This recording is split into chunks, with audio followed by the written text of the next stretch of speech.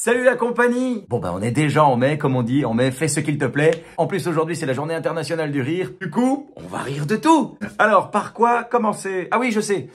Dimanche c'était la fête du travail. Belle arnaque, vraiment belle arnaque. Enfin, un jour férié qui tombe un dimanche. C'est comme de la bière sans alcool, c'est comme du CBD, c'est comme une capote dans la poche d'un curé, c'est comme Eden Hazard à Madrid, ou mieux, c'est comme Charles Michel en Ukraine. Ça ne sert à rien! En parlant d'Ukraine. Bon comme c'est la journée internationale du rire, j'aimerais citer l'ambassadeur russe à l'ONU. Attends, Monsieur Gatilov, qui a déclaré en ce qui concerne la guerre, je cite, « Nous essayons de bombarder délicatement. » Voilà.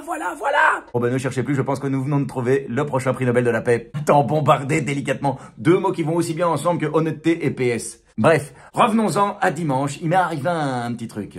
J'étais chez moi, tranquille, et j'entends que quelqu'un sonne à la porte. Sauf qu'il était 7 heures du mat. Du coup, je réponds pas. Sauf que j'entends que ça insiste. Donc en bon citoyen modèle, je me dis je vais aller voir, peut-être qu'il y a urgence. Je descends, j'ouvre la porte, deux gars. Le premier me dit « Bonjour, vous connaissez la Bible ?» Et putain de témoins de Jéhovah. Je savais pas que ça existait encore, putain. Enfin je crois que c'était des témoins de Jéhovah ou alors c'était deux mecs bien drogués, hein, vraiment.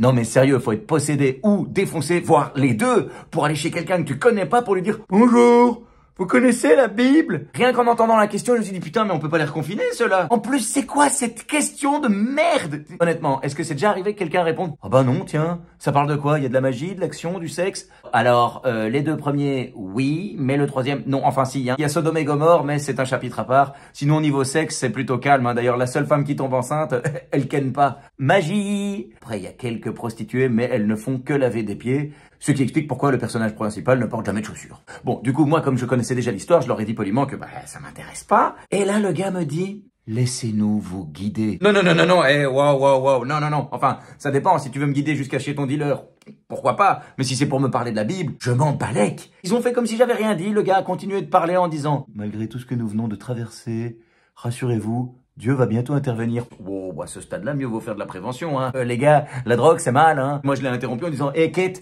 c'est pas que je m'en fous, mais bon, moi, les projets de ton ami imaginaire, ça m'intéresse pas des masses. Par contre, si t'as envie de faire la promo de la science-fiction, au lieu de te promener avec la Bible, prends le Seigneur des Anneaux. Certes, il y a quelques longueurs, mais c'est vachement mieux écrit. Puis là, paf, j'ai fermé la porte.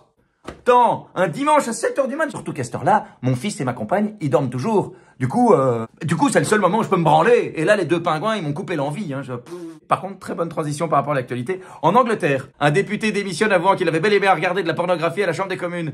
Un député qu'on peut donc qualifier de branleur. Est-ce vraiment surprenant? Non. En revanche, son explication était incroyable, hein. Pour sa défense, il a déclaré « Non, à la base, je cherchais tracteur sur Google, je suis tombé sur un autre site et j'ai regardé. » Magique. En même temps, si t'écris tracteur YOUPORN, pas étonnant que ton moteur de recherche ne te propose pas spontanément un John Deere. Sinon, cette semaine, RTL titrait « Nouvelle coupe de cheveux pour Angèle. Elle est méconnaissable. » Voilà un truc que j'avais oublié d'énumérer dans ma liste des choses qui ne servent à rien. Le journalisme chez RTL. Alors, est pas belle la vie?